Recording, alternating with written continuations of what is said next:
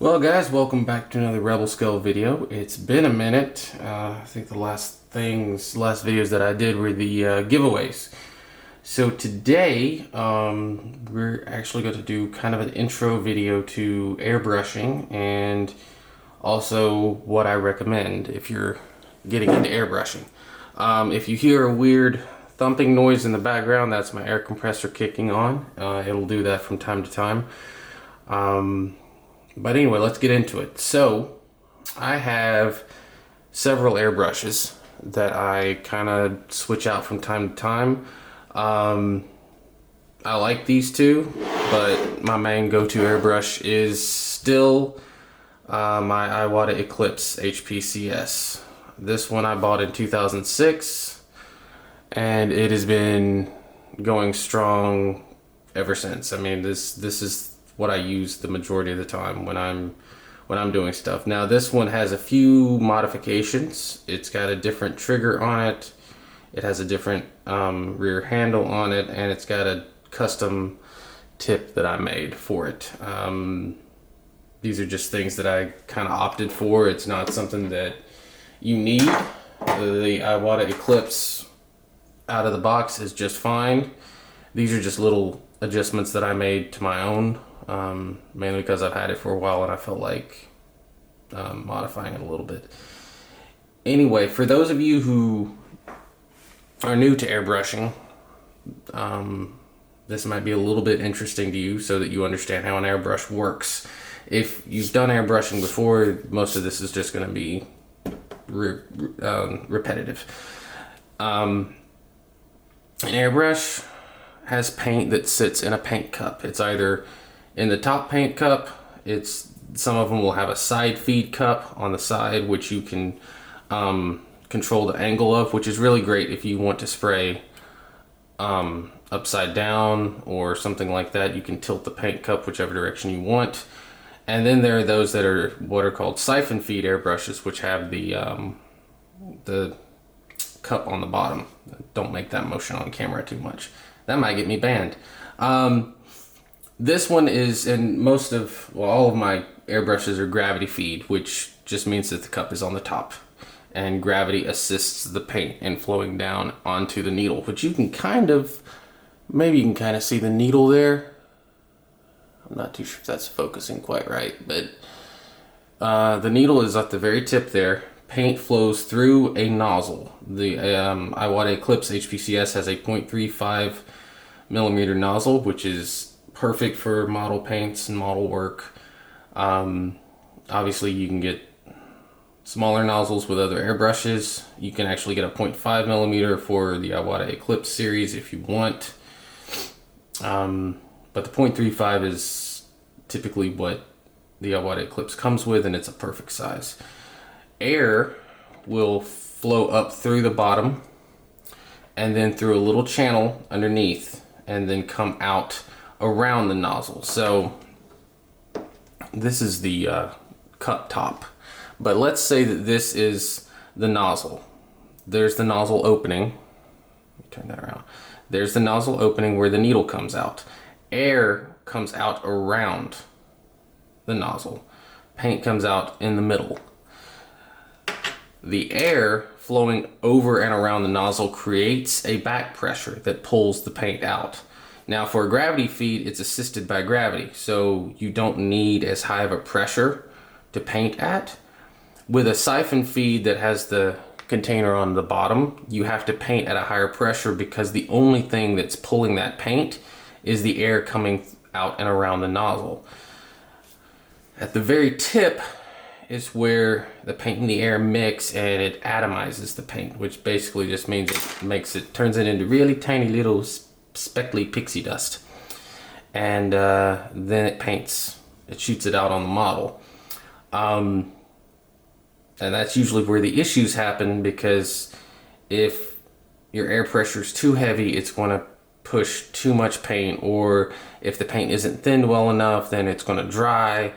Sometimes you'll get something called tip dry, which happens typically with acrylics, where the paint starts drying at, let's see if that's in. The paint will start drying right at the needle tip right there, right on the needle. and it will not paint as well. It'll start gumming up and it won't work as well, which is why I typically tell people to have some Q-tips handy, which yes, I have some Q-tips handy. Q-tips and some isopropyl alcohol, which I have right here. You can get the Q-tip, get some isopropyl alcohol, and then just run it over the needle tip right there. And that'll clean it up. That's a great little tip for while you're painting. Isopropyl alcohol isn't going to damage anything, and it'll dry up before it interacts with any paint. Most acrylic paints are going to be fine with isopropyl alcohol. Some, however, do not interact with it. But again, if you're just hitting the tip of the airbrush, it's not going to cause any issues. And I think that brings me to why I recommend the Iwata Eclipse HP-CS over any other airbrush. And I have tried and played around with a lot of airbrushes, but don't take my opinion just on that, because there are people out there that they may own 20 airbrushes, but if they've been mixing their paint wrong for 20 plus years on 20 different airbrushes, then that's 20 times that they've gotten something wrong that they're messing up with. So just because somebody says, I've been airbrushing for 20 years, they may have been doing it the wrong way for 20 years. Not saying that they are, but I've seen a lot of bad information from people that claim to be experts. And I don't claim to be an expert at this. What I'm going to give you is just my opinions on why I think this is the best beginner, intermediate, and expert airbrush for model painting. You can take it or leave it. If you want to get something different, go for it. First off, this is anywhere from about $120 to $150 airbrush. That's a lot of money, I know, but you're getting something that is quality. Any airbrush can shoot paint. I mean, you can get a $30 Chinesium airbrush and it'll shoot paint. But it really comes down to consistency and reliability. I know that this thing is reliable. There goes my compressor.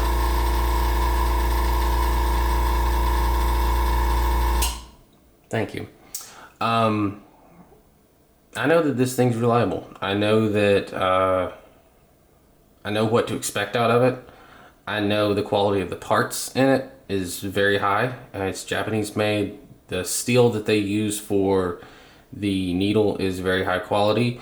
The brass, which most of these are made out of brass and then coated with chrome, so that's what this one is. It's very high quality. I've never bought one that had any defects or any metal burrs or anything like that I had to deal with. Also, being an Iwata, you get a very high quality warranty and support. There's even a place in the US that you can send these, and there's places all around the world really that you can send these in case you need them serviced. If something's broken, you mail it to them. They'll fix it for a small fee. They'll mail it back to you. And I actually had to use that once. The first compressor that I had, after about a year, it developed an issue with the on-off button, the on-off switch. And for some reason there was a short somewhere, and they told me just package it up, send it to us. So I had to pay like probably $20-30 shipping because the thing was heavy as all heck. Within about 3 weeks they shipped me a brand new unit for free, and they didn't even charge me return shipping on it. They just shipped me a brand new unit. That's kind of made me a lifelong Iwata fan, and I'm usually not a fanboy of a particular company. I try to, use different things and, go to any brand really and try different things. But Iwata has just been very, very reliable for me. Now, the other part is consistency. Consistency is that I know how paint is going to react in this thing every time I put it in there, if I know the paint. If it's a new paint to me or if it's a new system, then that takes some getting used to. But if it's something that I know, like for instance Tamiya, which is pretty ubiquitous, the Tamiya acrylic, which is very prevalent in the hobby industry. I know how to thin it, I know what it needs to look like, and I know how to paint with it. I know what to look for if it's not painting correctly. And because this thing is so consistent, I can take the airbrush out of the equation if I'm having issues with the paint. And that's very nice to have. Other airbrushes, like I know the gallery airbrushes are kind of popular right now. I don't have anything against the company, but one of the ones that I got had metal burrs all on the underside of the trigger, all on the underside of the cap. There was a sharp metal burr that was on the inside of the opening on it. And there were a few other things that I just thought, this is not worth it. I would rather get a higher quality product, pay more and at the beginning, get a higher quality product, and then keep this for, the rest of my life, rather than start off with a cheap product and have to upgrade a year down the line. I also think that sometimes cheaper airbrushes may turn people off of airbrushing because they have issues that are not related to paint or thinning or air pressure. They're having issues related to the airbrush itself. So I still really recommend pay the price, get something quality. Which brings me to another point about the Iwata Eclipse, and really any of the Iwata airbrushes. These keep their value. If you buy it and don't like it, you can resell it for pretty much what you paid for it. Likewise, you can often find these on Facebook Marketplace. Somebody's maybe owned them for a while, they've painted with them, now they're moving on, they're getting out of the hobby or something, and they'll sell these, around $100. So if you don't want to pay the $150, look on Facebook Marketplace, talk to the sellers, see how they, what they sprayed with it, what they used it for, how they cleaned it, and then say, okay, would you ship it to me for $10 or something? And you can get a used one that is just as good as a brand new one. The one issue is you're probably gonna have to clean it up a little bit, but it'll still be a very quality airbrush, and it's still gonna be a better job than getting a cheap Masters brand or something like that. Other brands that are very nice, Harder and Steenbeck is very nice. Iwata owns them now, but they're still made in Germany. They're very high quality airbrushes. Badger makes some nice quality airbrushes. I don't really like their needles, but they still make quality airbrushes, and you can often find their parts very easily. Pache makes some pretty good airbrushes. They used to be probably the main airbrush creator, like way back in the day.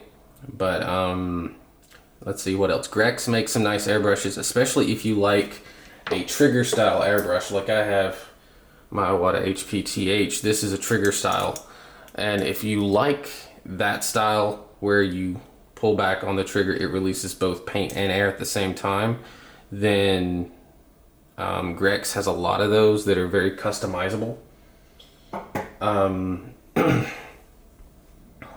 GSI Krios, the guys that do the Mr. Hobby products, they have several Procon airbrushes that are very nice. What I'm going to recommend, apart from the Iwata Eclipse, is find something that you can find replacement parts for locally.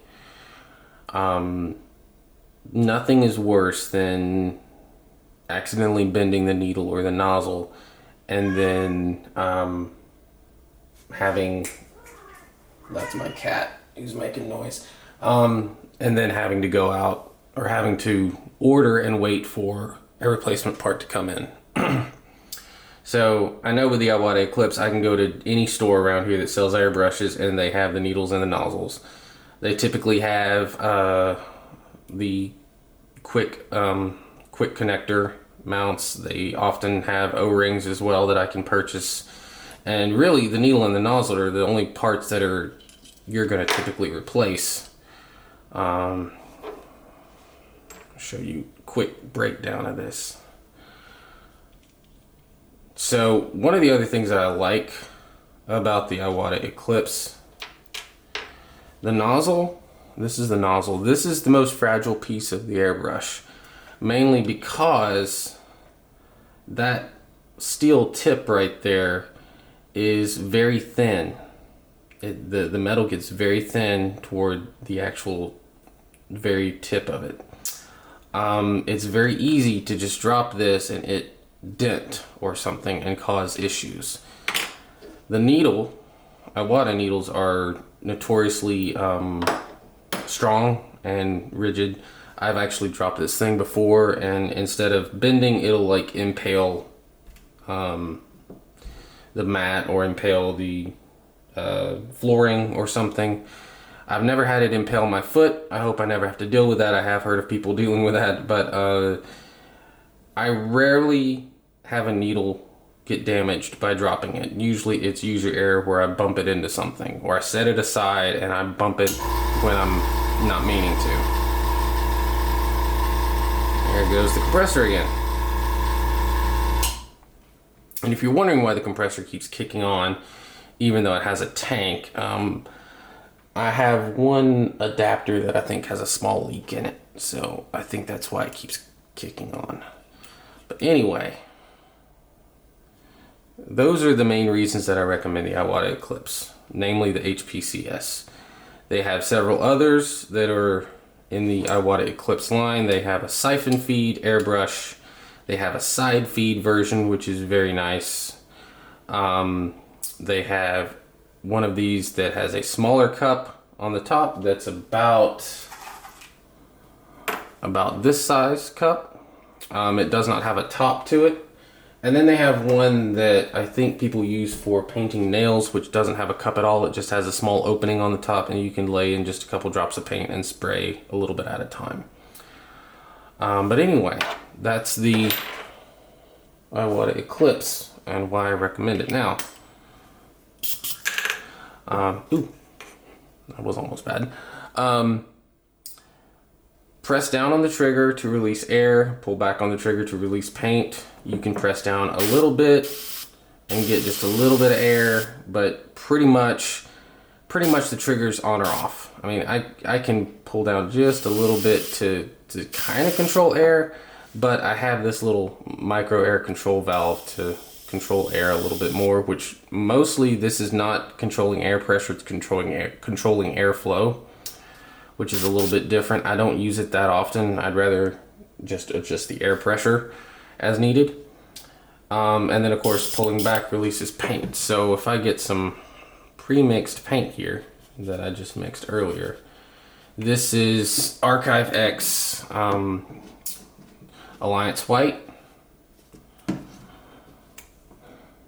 And I always recommend mixing the paint outside of the airbrush. It makes a huge difference. If you're mixing the paint in the airbrush, you're not gonna know if paint got down here that's not mixed up very well. Like if you're stirring it up in the airbrush top.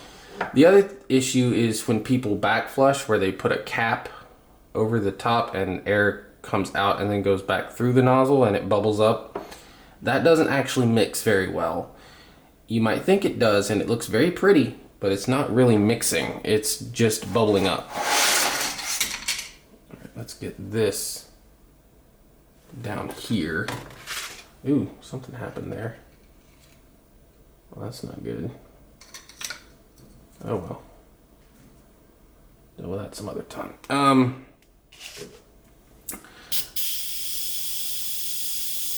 There we go. Now right now I can already tell that I probably don't have the pressure set high enough.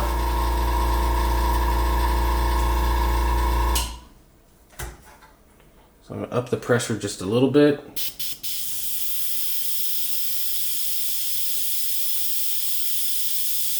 This is, again, Archive X, which sprays pretty good. Not quite as good as Tamiya, but I can get some very, very fine lines as I want to. You can barely see that, and I apologize. Also, white is notoriously hard to paint anyway. Any kind of white, any white paint is always going to be notoriously hard to paint. I recommend when you get your airbrush to practice writing your name, like writing it in cursive. I'm not even gonna try that right now, but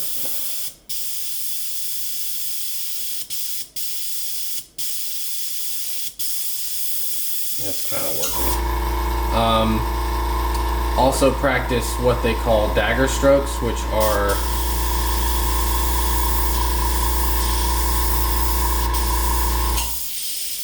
I'm not doing a very good job at showing this, and that's partially because I don't paint with Archive X that often, and it's already gumming up on the tip, which I don't care for. But I was gonna do this as a demonstration, so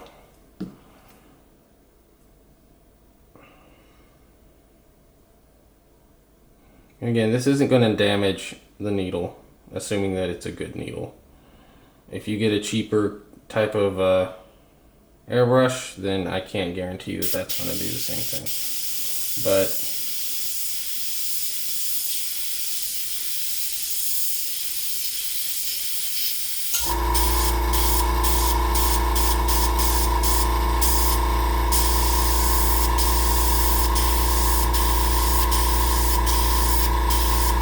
practice doing lines, practice doing like large, that got a little runny. You can tell that that paint got a little runny there. But just practice, see how the spray pattern works. And then when you actually get to working on the model, you'll be pretty good to go. And then always have something around, whether it's a yucky model or just a piece of styrene that's been painted. Have something that you can practice on.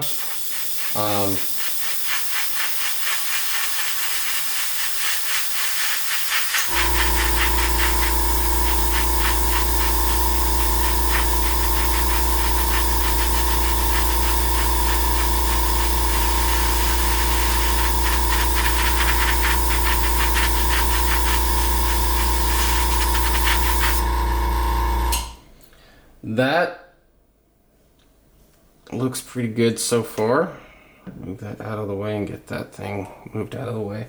I may change back to Tamiya, but that's already dried at the touch.